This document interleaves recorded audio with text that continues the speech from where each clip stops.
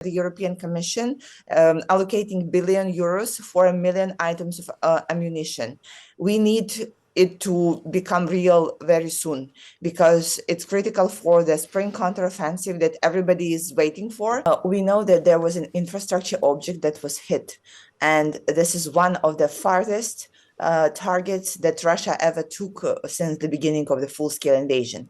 So for you to understand, it's a city, actually like a small town, really far west in Ukraine, and they have not been targeted before.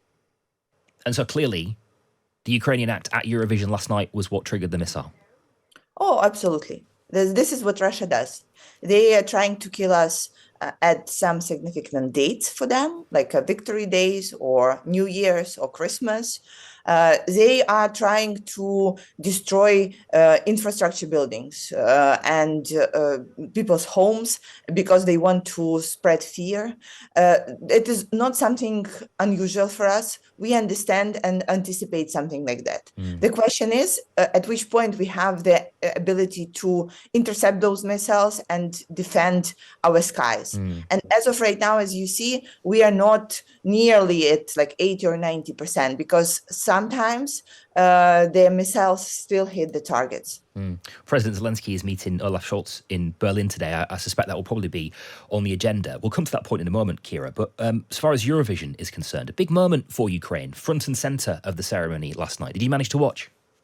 Yes, well, not everything, but most of it.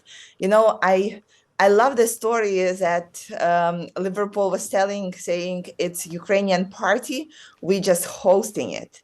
And I think if the aim of Eurovision is to remind all of us the matter of unity and the importance of solidarity, then this goal was achieved. And Ukraine was at the center of everybody's attention, having our previous contestants presenting and having almost everyone mentioning Ukraine in their speeches, their attention, knowing that right now, the fact that Britain is hosting Eurovision this year is incredibly painful for Ukrainians, just because we really, really hope that the war would be over by now and we will be able to have it at home.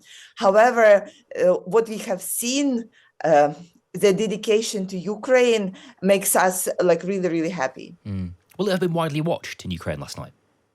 Well, I did not see the ratings yet, but I believe so, especially that we really wanted the band Tvorchi to perform really well. And we like their song, The Heart of Steel, because it basically represents so many important points for us.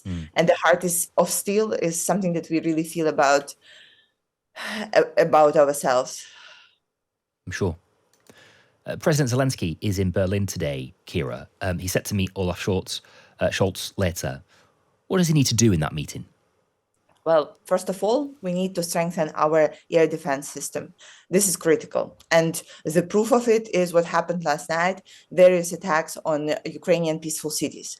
We need to get up to the targets where we know that we are capable to intercept all the missiles that are coming our ways, and including drones that are coming our ways, and so that it will allow us to go to bed in the evening knowing that we will definitely wake up in the morning. Right now, we do not have this assurance. And you have seen that within the last months, there were many attacks on civilian buildings where people died in their beds, just because Russia launched this terrorist attack. So this is point one. The point two is the ammunition. It's a deal that have been made recently and signed by the European Commission, allocating billion euros for 1 million items of ammunition. We need it to become real very soon because it's critical for the spring counteroffensive that everybody is waiting for. But to be able to face our enemy not empty-handed, we need the ammunition and we need it fast. So I think speeding up that would be one of the points of President Zelensky's speech. And of course, the fighter jets. When we are talking about dominating in the sky, when we are talking about defending our skies under civilian towns, we really, really need the fighter jets. It's just like another additional layer of security that will be over the skies, over our country, that will allow us to survive, and this is critical.